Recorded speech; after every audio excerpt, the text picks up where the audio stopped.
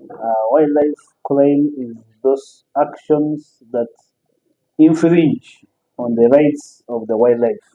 It is the actions and omissions that affect wildlife, and they must be, of course, spelled out in the law.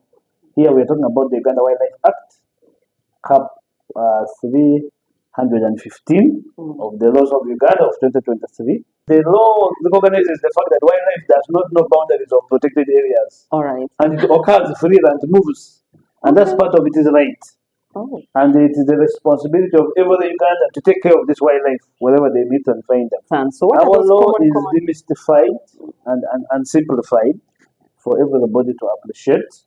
One is you're not supposed to kill any wildlife that you find on your way for whatever reason. You only kill if you're killing in self-defense. Like if so it's attacking you. If a snake is not attacking me. If the snake actually has no business with human beings. Snakes don't attack people. Snakes only attack you if they feel threatened.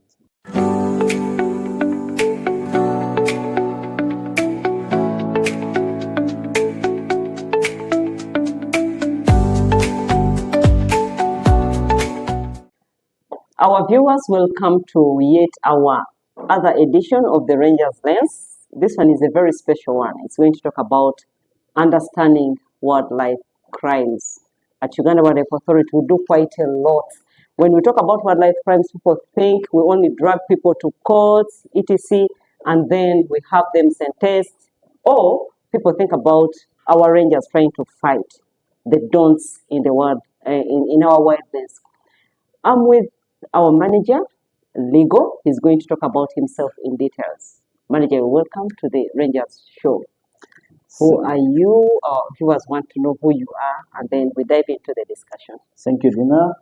My name is Chemonges Sabila. I'm the Senior Manager for Legal and Corporate Affairs at Uganda Wildlife Authority. I supervise wildlife crime prosecution, where the wildlife crime issues are addressed, and then I also supervise the civil litigation portfolio, addressing all cases that are filed against UWA and those that UWA files against others in the civil portfolio. I also supervise corporate affairs, where board affairs falls, to handle board issues, and of course engaging with the stakeholders on the image of the authority and the work that we do with stakeholders and partnerships. So that's basically about me. When it comes to wildlife crime, of course, wildlife crime has been a very serious crime for quite some time, and a lot of effort has been put in.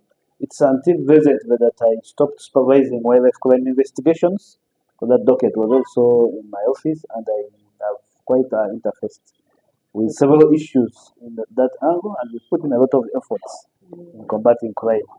And I'm happy to share with you what crime is all about and what we are doing to fight it. Yeah, basically, we would like to understand what is this wildlife crime? How is it different from other crimes? First of all, crime involves committing acts that have been prohibited by law or failing to do what the law instructs you to do. Wildlife crime is those actions that infringe on the rights of the wildlife. It is the actions and omissions that affect wildlife, and they must be, of course, spelled out in the law. Here we are talking about the Uganda Wildlife Act, Cap 315 of the laws of Uganda of 2023. We have had revision of the wildlife laws over time. The Wildlife Act was first promulgated in 1996, and then it was revised in 2000, and we had the Wildlife Act of 2000. Then we have had the recent amendments of 2019, and now the revisions that were done in 2023. In all these laws revisions, there has been one specific thing. The government has continued to ensure that they prohibit certain actions that happen, that affect wildlife. Wildlife conservation is a wide concept that looks at the wild animals, but also looks at the plants. And it also looks at the the protected areas. Those are the national parks, the wildlife reserves, community wildlife management areas, but also sanctuaries where this wildlife occur. And then looks at wildlife all over the country, whether in a protected area or outside on private land. It is Even on all private land? yes, it's all protected. So I have the species at my home in my compound. Yes. It's not a protected area. It's not a protected area, but the species is protected. The law recognizes the fact that wildlife does not know boundaries of protected areas. All right. And it occurs freely and moves. And that's part of its right. Oh. And it is the responsibility of every Uganda to take care of this wildlife wherever they meet and find them. That's interesting because I would think that you're only protecting in the protected areas where we see national parks. And that's why you see the birds flying freely. Mm. You see the Uganda cranes all over. You see the antelopes. You see the monkeys. You see the snakes. You see all these species happening in all places. They're supposed to occur freely. It only becomes an issue when they become a menace to the community. Right. And that's when the authority also comes in to mitigate their negative impact on the community. But otherwise, this wildlife, first of all, is part and parcel of the community and society. And they cannot be isolated away from the people. True. Because wildlife is part of people's culture. Okay. That's why you have different customs, different cultures, different groups of people associating with different specific wildlife. And so they have interest and you cannot isolate them. And that's why they have to coexist. But when they are coexisting, they must respect the rights of this wildlife. And in the process of respecting the rights, the law comes in now to provide for the do's and the don'ts. Okay. And the contravention of the don'ts is where the crime comes from. Yeah. What are those common crimes that the common people do normally? Because I would love to drive this discussion to the common people, yes, to the common Ugandan, who may say that there's too much English in the legal in the law. In the law, no, and we do not understand. So what our are those law common, is demystified and simplified for everybody to appreciate. One is you're not supposed to kill any wildlife that you find on your way for whatever reason. You only kill if you're killing in self-defense. Like if it's attacking you. If a snake is not attacking me. If the snake has no business with human beings. Snakes don't attack people. Snakes only attack you if they feel threatened. But snakes mind their own business. Snakes are looking for rats and other rodents. They don't look for human beings. It's hard because human beings are not food for a snake. No.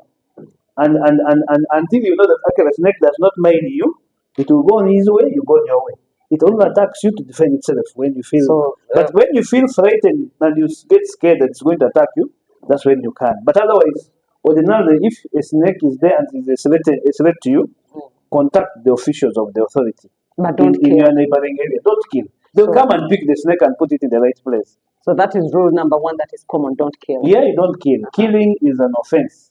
And the first crime is killing wildlife.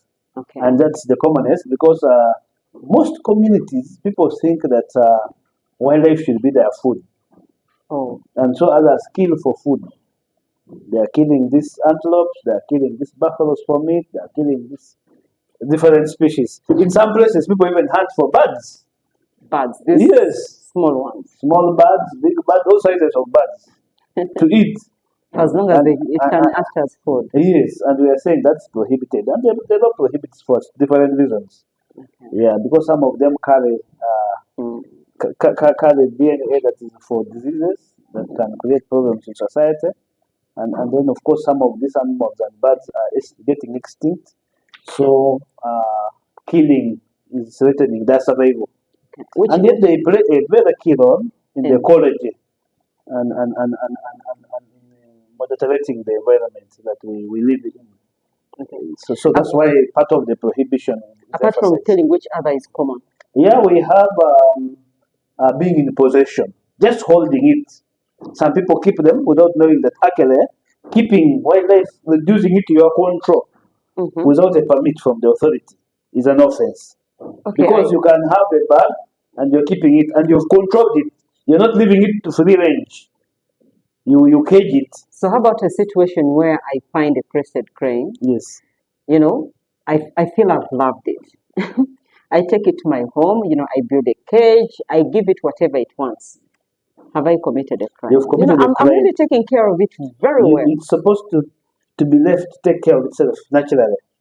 The moment you control its movement and confine it, you infringe on its rights.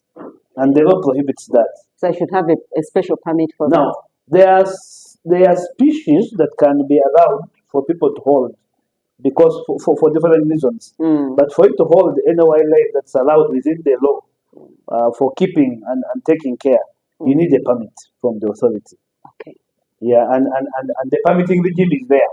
And we have a whole department dedicated for the permits. For permits. And before they even give you, they will ensure that that animal is vaccinated. You have capacity to hold it. You can take care of it. It's not going to create any infections because of the interface with the human beings. It will not transmit any diseases that are in the animals. As we said earlier on, they have some diseases that they keep that they can easily transmit to humans. So for you to be given a permit, there is a whole process that they check. But otherwise, you can be given a permit. Yes. And many people have parrots in their homes. In their homes, yes. Yeah. Because Mr. Sabila, talk about the issue of trafficking. It's common. Yes, that's also one of the offenses. People, when they have the reason many people have in possession is because they want to do trade. Oh. And the trading is also prohibited. It's illegal. It's a crime. For you to buy wildlife from somebody or sell wildlife to another person, that's a crime. And beyond the internal buying and selling, attempting to export out of the country is also a crime, which many people are involved in. And of course, we have had several arrests at the border, at the airport, people trying to traffic. Looking at our borders, the airport and then the road, I would call them the border posts. Which one? Which is mostly used for trafficking? Is it the airport or? No, we previously had a lot of trafficking through the airport. Oh. And the commonest species that were being trafficked were the elephant tusks, the ivory. We had the pangolin scales for the pangolin, the commonly known as logame in Uganda. And then we had the hippo teeth, which are also more of ivory, that were also being being trafficked. Then we had the crocodile skins that people are trafficking for different reasons. And then we've had snakes, live snakes, live tortoises, and this mainly destined to Asia, China, and those other areas. But the airport was the commonest exit point. But we put in a lot of effort to ensure that they are contained. And as you may be aware, the canine unit at the airport has tried to curb that. And so many of them realized that the airport security had improved. UWA had been allowed the access to points through the airport. Of course, the president was involved in this. He gave a directive that the authority needs to be allowed to set up checkpoints with canine. And so worked with CAA and all other airport authorities and ensure that we check. So somehow it's contained. Yeah, it's controlled. And many people were arrested and prosecuted as a result of that process. Looking at the cases of trafficking, and who are really involved? Are they Ugandans? Are they foreign people? No, it's a mixture of Ugandans and foreigners. And most of the time, as it is traffic, you find that foreigners are those that are moving out with the species. We've had Yemenis, we've had Chinese. Of course, not everybody is Chinese, but those that we have arrested. Yeah, we've had the Ghanaians, we have had citizens of Guinea getting involved, and Ugandans. Some Ugandans who are moving out with this. We've had some Egyptians, citizens that were prosecuted. Yeah. And you talk about the penalties. Some people are saying that the penalties that are being given, they are small compared to. Not at all. The law, previously the penalties, the sentencing regime was not as effective. But when the law was amended in 2019, Parliament thought it wise to enhance penalties. And the penalties for wildlife crimes are quite high today. The highest penalty is life imprisonment. Have we had one so far? Yes, we have had some suspects being sentenced for life imprisonment and they're in prison serving. We've had people sentenced for 15 years, 10 years, 5 years. So it's not as easy no, as it's not as easy. It's very serious crime. People are actually being sentenced. Once the gravity of your crime you have committed necessitates high sentence, the judiciary has been, of course, awake to the fact that this crime needs to be punished appropriately. Mr. Sabila, in your opinion? No, just before you come in, we have what is called judicial discretion. The judiciary has the discretion to determine the sentence. The law provides for the range. For the range. Maximum, but then leaves the minimum and the middle sentence to the circumstances. And that's what happens. We have the highest penalty in the Wildlife Act going to 2 billion shillings. Yeah. And the rest is now with judicial discretion to look at the circumstances of each offense. Okay. Actually, I was almost going there that in your own opinion, would you prefer someone to be sentenced or somebody to pay? We look at both and we look at the circumstances. There are people whom the law deems necessary to keep away from society because their continued existence with the community creates more danger. So giving a fine to such a person, you are just sending them back to go and do more. Rather eliminate for you rather keep them for some time and take them to the prisons where they are corrected, because prison service is a correction service. They rehabilitate a person to appreciate that you don't need to be a criminal all the time. So there are those situations where you need a person of society. But then there is where people have committed a crime and you need them to contribute out of the proceeds they have had back to society development and conservation. So we need both fine and prison sentence, depending on the circumstances of each case. All right. Yeah. Our viewers, we're almost coming to the end of our show. You've had Mr. Sabila giving us lots of things to understand about wildlife crime. So Uganda Wildlife Authority is not only imprisoning people, it's not only getting people to the docks or having them sentenced. There is quite a lot that we do in sensitizing people about crime. Meet us again in our next episode as we try to look at how to avoid these wildlife crimes in Uganda for the good of our country and for the good of wildlife. Thank you, Mr. Sabila. You're welcome. Thank you.